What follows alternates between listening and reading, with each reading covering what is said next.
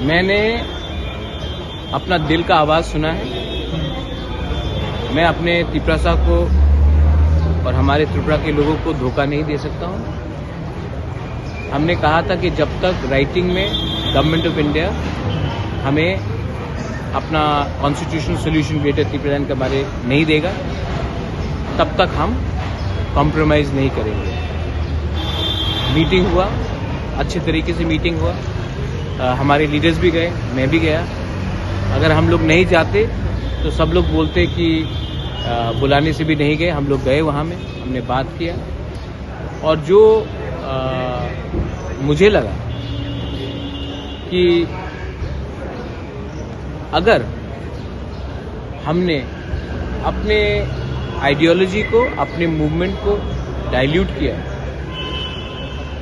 तो ये हमारे त्रिपुरा के संग गद्दारी होगा और मैं कभी भी अपने त्रिपुरा को आंख में आंख मिलाकर देख नहीं सकूंगा। बहुत प्रेशर था, मैंने अपना दिल का बात सुना है।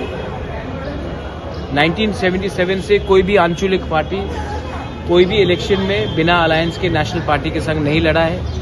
इससे पहले हर आंचलिक पार्टी ने अलग अलग बड़ा बात किया है। इलेक्शन के पहले जाकर लास्ट मोमेंट में कुछ अंडरस्टैंडिंग किया है, कोई साइनिंग किया है, हाई पावर्ड कमेटी हो या ये कमेटी हो, और इलेक्शन के बाद हम त्रिपुरा लोगों को कुछ नहीं मिला। मैं अपने त्रिपुरा को धोखा नहीं दे सकता हूँ। मेरा एक कमिटमेंट है मेरे लोगों के लिए।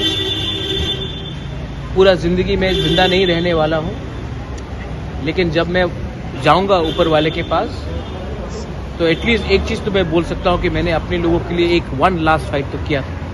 What about Congress and CPIM party? I am fighting the election on my own and I'll fight for my people. They may have big leaders, उनके पास बड़ा लीडर होगा।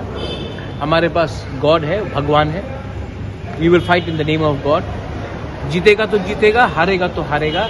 लेकिन एक बात है, अगर भगवान हमको मदद नहीं करता है, अगर गॉड भी हमको मदद नहीं करता, तो उनको भी हमारा त्रिपुरा लोगों को जवाब देना पड़ेगा, क्योंकि हम लोग सच्चाई का रास्ता में फाइट कर रहे हैं। हम लोग किसी को धोखा नहीं दे रहा है।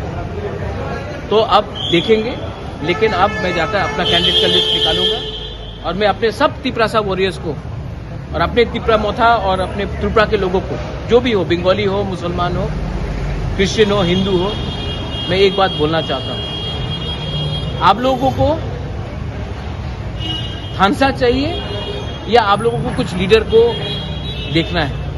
अगर आपको मेरे ऊपर विश्वास है तो मैं ये फाइट कर रहा हूँ, आपके लिए फाइट कर रहा हूँ। और अगर आपका पर्सनल प्रॉब्लम के लिए आप मोथा को हराने की कोशिश करोगे तो इलेक्शन के बाद आप देख लेना हम लोगों का क्या होगा।